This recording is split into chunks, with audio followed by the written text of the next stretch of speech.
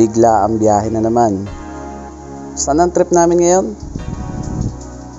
Pupunta kami sa mga pet shop at saka mga nag-aquatic plant at saka mga nagbe-breed ng mga isda.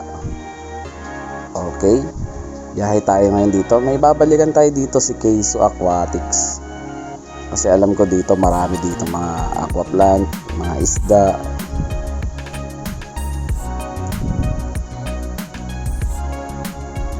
At nung kinakausap nga namin, sabi nila wala na daw yung pwesto nila dito. Nandun sila sa may farm na malaki.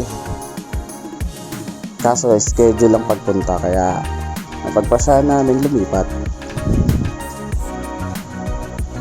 Doon kami sa next target namin, sa may pet shop. Biyahe na naman. Ganun talaga, lakbay-lakbay lang. Mura lang naman ng gasolina dahil dito lang naman tayo sa Montalban.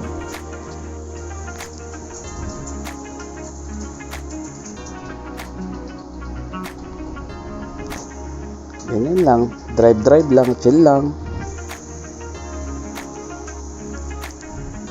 Ayan, at dito nga pala na-miss namin dito puntahan.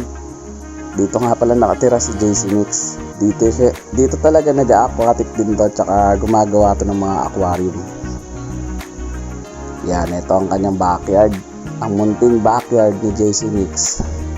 Yan, may kalapati siya dito, may rabbit. At ito yung mga isda niya. Ayan, may mga gabi dito. May mga aquaplant siya dyan. Tapos dito naman, red blood balloon platy ata ito. Ayan, may mga bisita din siya dito na tumitingin, namimili. Ito, may panda din siya kaso medyo maliliit pa. Kukuha sana ako kaso medyo maliit pa. Tapos may mga aquatic plant din siya dito. Puro reptab lang ang set niya dito. Yan, medyo hindi lang talaga makita. Yan. Tapos dito pa. Naghahanap kasi kami ni Utol ng mga shrimp at saka assassin snail. Kaso out of stock si Boss JC Mix eh. Wala siyang assassin snail ngayon. Ibang klase yung snail niyang alaga dito. Hindi namin alam kaya hindi namin sure kung gusto namin kumuha. Dito may nakabukod dito na 2.5 gallons sa ata to. Kaso hindi ko na nasilip kasi ang dilim. Tapos dito naman yung mga aquatic plant niya. Yan, mamimili si Utol dyan kung may mapupusuan siya. Pero kasi mga hinahanap niya is Java moss ata, ganun. Christmas moss, parang ganun ata yung pangalan.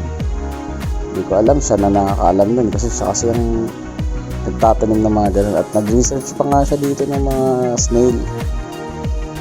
Kung anong klaseng snail yung binibenta ni JC Mix. Ayan, diba? Peace! Yun o. Talagang todo research pa si Utol. Talagang nahihirapan siya mamili. Kakaiba yung backyard ni JC Mix dito. Ito namatay yung rabbit. Dito nga namatay yung rabbit. Kawawa naman. Tapos may manok pa dito yung anak niya. One hand. Sanay na rin mag-alaga itong bata na to. Talagang lalaking fish keeper din to eh. Dito may mga bantam na manok. Binibenta kaya to. Umalis kasi si JC Mix eh, kasi may diniliver ata. Ayun may manok, may pabo. Sari-saring mga alaga niya dito. Napakadami din pipilian. Ayun may manok pamputi. Ay, masarap sa tinola yan. Ayun hawak-hawak niya. Ang galing manghuli ng batang to eh. Sanay na sanay sa mga hayop na alaga dahil ayun yung hobby niya eh. Hobby ng tatay niya. At nandito na nga kami, lumipat na kami dito sa pet shop na to. Tara, pasukin natin. Ayan si Utol, talagang cat lover. Binibidyohan pa yung pusa. Di naman bibilin.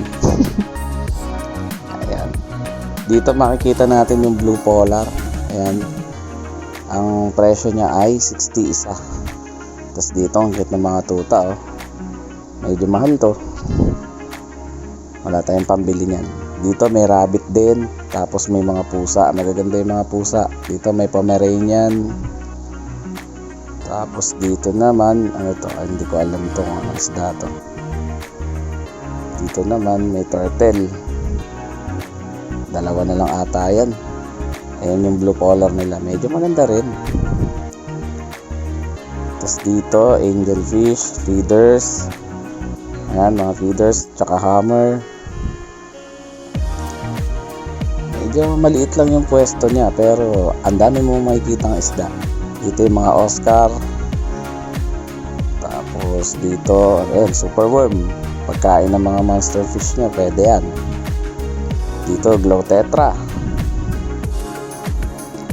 Yan, talagang siniksik na yung utol ko yung katawan niya dun, oh. Talaga para lang mapicturean yung pusa. Mahilig kasi sa pusa ito, eh. Yan. Sa sobrang tagal mong tumunganga dyan, Brad, wala ka napili. Ito, snakehead ata to. Ito yung arwana nila. Wala siyang napili. Kaya nagpasya kaming umalis at lumipat naman sa kabila. Hanggang tingin-tingin lang talaga to. Wala talaga kaming pambili dito. Yan, sa next target namin is meron pa akong alam dito banda, eh. Sana ba yun? Dito lang yun sa may Chowking, eh. Kakanan, eh. Ito. Yan, si Bok Fishard. Nakabili na ako dito dati. Yan, shoutout kay Bok. Solid din yung mga alaga niyan. Talagang magaganda rin naman. Ayan, nandito na naman si Boy Research. Ayan, si Utol, nag-research na naman sa Google. Talagang aquaplant ang hanap, hindi isda. Ako naman, isda ang hanap ko. Yan, may mga glow tetra. Hindi talaga nawawala ang glow tetra. Angelfish, feeders. Dito may tuta. Parang bulldog, eh. Pero ang cute, oh. Hindi ko alam kung puti ba to o pumasok lang sa chimney. Parang kutim, eh. Kutim ang kulay, eh. Ayan, may mga balon molim, may mga gapi, goldfish. Ayan, gapi. Hahanap tayo dito ng mapupusuan natin.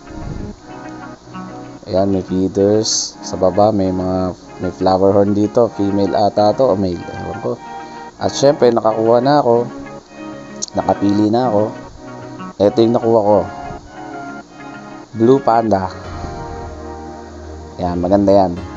Nakapili na ako. Si Utol hindi pa rin nakakapili. Ayan, nilagay ko na dito. Inabot na kasi kami ng dilim. Syempre next target na pupuntahan namin is mag-iisip pa kami. At eto na nga nang kami bumiyahe. Dito kami napadpad sa San Mateo. Talagang unlucky. Shoutout nga pala dito sa Fish Minded Pet Shop. Ayan, Fish Minded. Napakalaki ng pet shop na to. Talagang nukbukan ng mga isda. Sobrang dami. Ayan, oh. May mga koi, may feeders. At saka yung pandila dito. Ang ganda, oh. Nakatiles pa ng puti. Ayan, oh. Solid. Halatang parang bagong-bago lang to. Sobrang lawak nga na itong pet shop na to. Ang dami nilang aquaplant, ang daming isda. Talagang more or puro fish sila. Dito makakapili kayo ng beta dito. Ang dami. Ayan. Yan, oh. Talagang natutulog yung beta, oh. Yan, sobrang lawak ng aquarium na itong mga beta. Ang dami.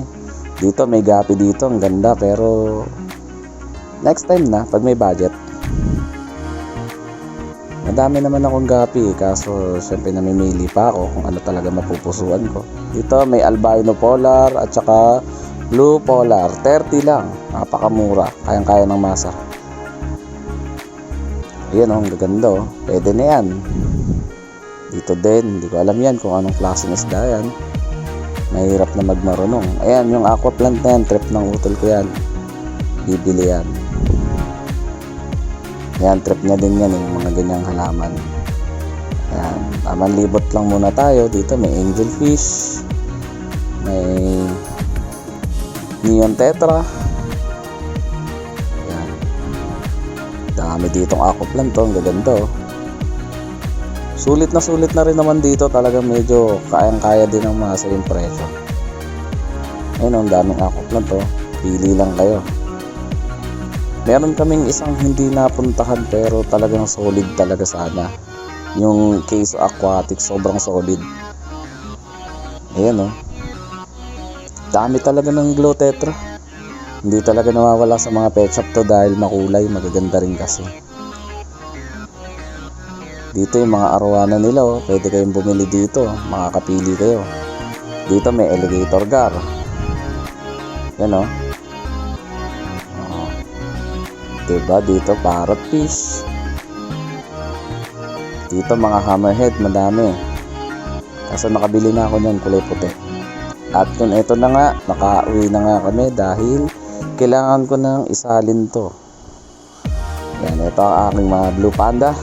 Ito yung female na nabili ko. Yan, medyo malusog siya. Pero lang binili ko kasi medyo pricey din. Tipid budget tayo ngayon eh. Pero nakapili naman ako mismo yung nakapili. Ito yung blue panda lalaki. Yan yung male, talagang pag inilawan mo nagkukulay blue pa siya. Tapos yung ano niya, big ear na talaga. Ayan, ang ganda. Yan, i-breed natin yan, paparamihin natin yan. Dahil malupit naman tayo magpadami. Yan, abangan nyo, paparamihin ko yan ng sobra. Sakto lang yung napili ko, talagang medium size. Abangan nyo na lang next vlog ko kung gaano karami yan. Mapaparami ko yan, tiwala lang. Yan, langoy na kayo, pahinga na kayo dyan.